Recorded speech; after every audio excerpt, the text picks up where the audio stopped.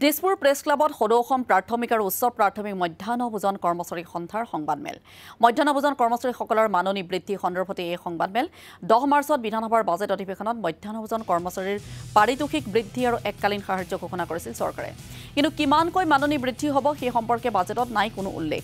যাৰ বাবে ক্ষুভিত হৈ পৰিছে মধ্যাহ্ন ভোজন কৰ্মচাৰীসকল কিয় চৰকাৰক পাৰিতোষিক বৃদ্ধিৰ বাবে 8 মাহ সময় লাগে শীঘ্ৰে পাৰিতোষিক বৃদ্ধি আৰু এককালীন সাহায্য প্ৰদান নকৰিলে জংগী আন্দোলনৰ হুংকাৰ দিছে মধ্যাহ্ন ভোজন কৰ্মচাৰীসকলে লগতে 2026 চনত হ'বলগীয়া নিৰ্বাচনত ভোট বৰ্জনৰ হুংকাৰ দিছে তেওঁলোকে অসমত 1,08,000 এই ৰন্ধন কৰ্মৰত ৰান্ধনীসকলে বহুবাৰ ধৰ্ণা কাৰ্যসূচী দিয়াৰ পিছত মাত্ৰ 500 টকা 2021ত বৃদ্ধি কৰিছে তাৰ পিছত কোনো টকা বৃদ্ধি হোৱা নাই আৰু এই 1500 টকাৰে চলাত বহুত অসুবিধা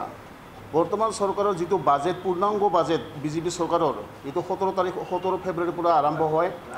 10 মাৰ্চ তাৰিখে এই পূৰ্ণাংগ বাজেটখন উত্থাপন হৈছিল কিন্তু আমাৰ দুৰ্ভাগ্যক্ৰমে আমাৰ এটা সন্দেহ যে অক্টোবৰৰ 1 তাৰিখৰ পৰা এককালীন সাহায্য কিমান দিব আৰু এই মাননী পাৰিতোষিক কিমানখিনি বৃদ্ধি কৰিব